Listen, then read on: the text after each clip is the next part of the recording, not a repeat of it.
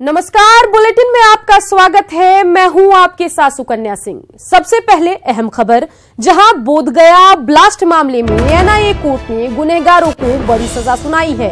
सभी 5 दोषियों को यूएपीए कानून की धाराओं के तहत कोर्ट ने उम्र कैद की सजा सुनाई है। सभी पर जुर्माना भी लगाया गया है। हैदर अली को 60,000, मुजीबुल्ला और इम्तियाज को 50,000, जबकि उमर और अजहर को 40,000 रुपए जुर्माना सुनाया गया है। आपको बता दें कि बोधगया सीरियल ब्लास्ट मामले में 25 मई को 4 साल बाद एनआईए कोर्ट का फैसला आया था, जिसमें कोर्ट ने सभी को ब्लास्ट का दोषी ठहराया था। 7 जुलाई 2013 को बोधगया में हुए 9 धमाकों में एक तिब्बती बौद्ध भिक्षु और म्यांमार के तीर्थ यात्री घायल हो गए थे। बोधगया ब्लास्ट में एनआईए ने 90 गवाहों को पेश किया था।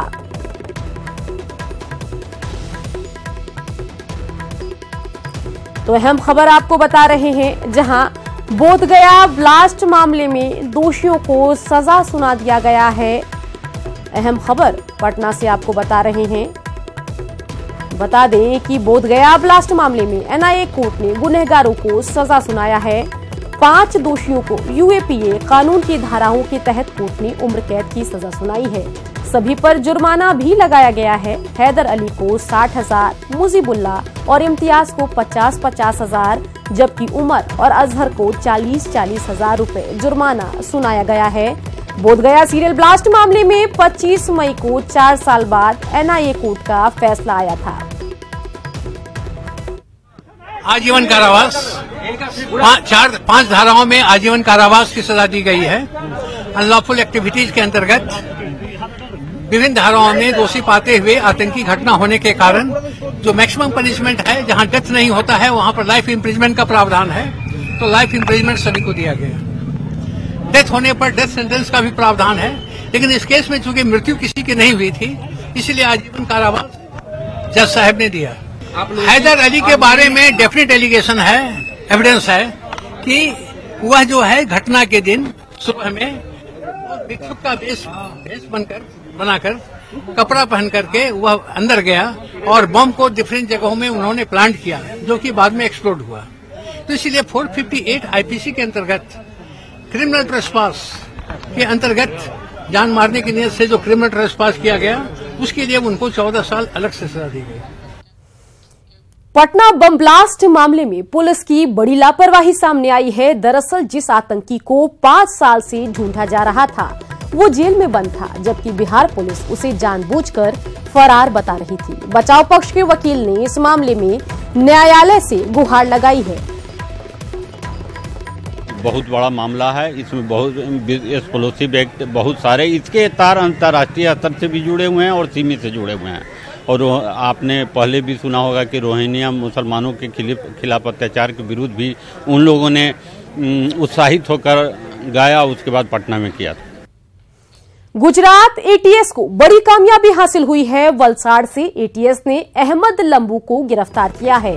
लंबू 1993 मुंबई बम ब्लास्ट केस में मोस्ट वांटेड था और उस पर साजिश, आर्म्स लैंडिंग जैसे गंभीर आरोप हैं। लंबू बम धमाकों के बाद से फरार चल रहा था और देश छोड़कर दुबई भागने में भी सफल रहा था, लेकिन आखिरकार गुजरात एटीएस ने मुंबई के गुनहगार को धर दबोचा है।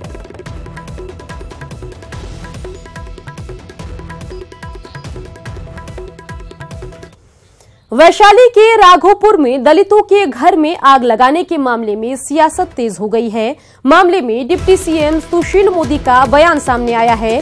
सुशील मोदी ने आरोप लगाया है कि आरजेडी के दबंगों ने घर में आग लगाई है और उन लोगों को आरजेडी संरक्षण दे रही है। उन्होंने बताया कि मामले में एसपी से तत्काल कार्रवाई करने को कहा है।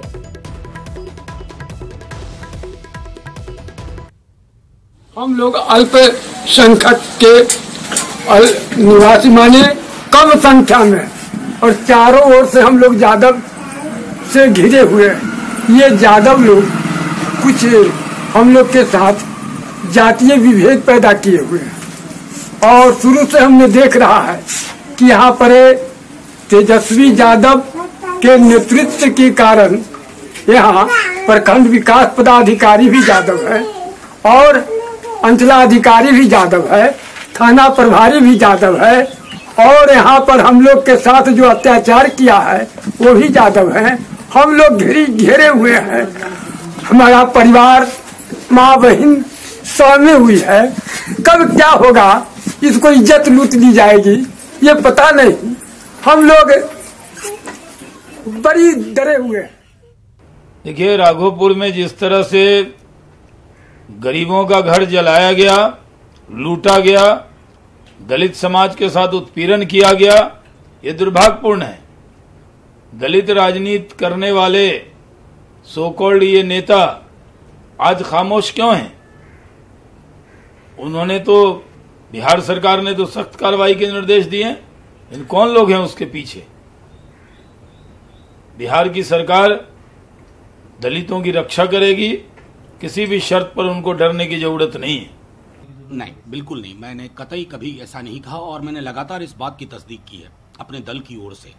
मैं लगातार कह रहा हूं, कल भी जब इस घटना का जिक्र आया तो हमने कहा कि इसकी कठोरतम निंदा होनी चाहिए और कठोरतम सजा मिलनी चाहिए जो भी लोग इसमें इन्वॉल्व हैं। जहां 25 दलित के घर को जला दिया जाता है एक जाति विशेष के लोगों के द्वारा।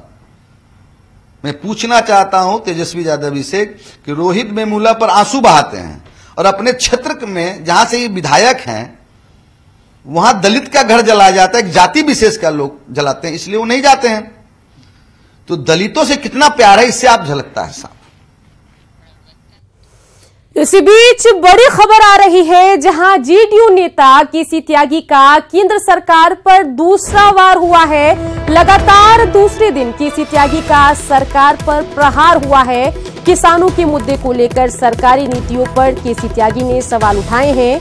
देश में गहराता जा रहा है कृषि संकट, कहना है केसी त्यागी का। पहले से ज्यादा किसान आत्महत्या कर रहे हैं। किसानों का जीवन पहले से ज्यादा दूभर हो गया है। किसानों की बंदी की अब सबसे बड़ी मार पड़ेगी कंज्यूमर पर। सब्जी और फल उत्पादक किसानों की कोई एमएसपी नहीं, कोई एजेंसी नहीं बनी जो किसानों को सही कीमत दिलाए। गेहूं, चावल, दाल का रिकॉर्ड उत्पादन हुआ है, लेकिन किसान कौड़ियों के दाम पर बेचने को मजबूर है। जीडीपी दर 7.5 से ऊपर होने पर एक वर्ग प्रफुल्लित है। कृषि जीडीपी आधी रहने का किसी ने नहीं किया है जिक्र। कृषि जीडीपी जो है आधी से भी कम रह गई है।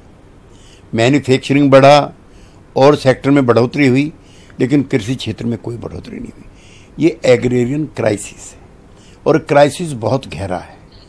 इतना गहरा है कि पहले से ज़्यादा आत्महत्याएं हुई। इतना गहरा है कि किसानों का जीवन पहले से ज़्यादा दुर्भर हो गया। आज से समूचे देश भर में किसानों ने नया आंदोलन चलाया है। दूध, फल, सब्जी के उत्पादन को संग्रह करने का और लोगों को ना देने का। ये कंज्यूमर्स पर सबसे बड़ी मार पड़ेगी आने वाले समय में। तो अब एग्रीरियन क्राइसिस के लिए नए तरीके से सोचने की आवश्यकता है। एक तो मिनिमम सपोर्ट प्राइस ही कम है। कोई एजेंसी ऐसी नहीं बनी आज तक कायदे की जो किसानों की एमएसपी के तौर तरीके को एनालिसिस करके एक सही दाम दिलवावे। नंबर 1। अगली अहम खबर पटना से, जहां डिप्टी सीएम सुशील मोदी का बड़ा बयान आया है। उन्होंने कहा है कि बिहार में जल्द नया नियम लाया जाएगा। नए फ्लैटों में सीएनजी के लिए पाइप लगाना जरूरी होगा। रेरा के तहत नियम लाने की कोशिश है। सभी स्मार्ट सिटी में पाइपलाइन बिछाया जाएगा। बिहार में 410 किलोमीटर एलपीजी पाइपलाइन बिछ चुका है। 2020 तक 1 करोड़ लोगों तक एलपीजी पहुंचाने का लक्ष्य रखा गया है। 2018 अक्टूबर तक पटना के रहने वाले लोगों को जो आज सिलेंडर में एलपीजी की गैस की आपूर्ति होती है, तो उनको घर में पाइप के द्वारा गैस की आपूर्ति की जा सकेगी। तो जिस तरह से पानी की आपूर्ति पाइप के द्वारा होती है, उसी प्रकार जो एलपीजी गैस है वो घर घर तक पाइप के द्वारा और पहुंचाई जा सकेगी। वो खाद के कारखाने को भी इसी जो नेचुरल गैस है, जो प्राकृतिक गैस है, उसे चलाया जा सकेगा।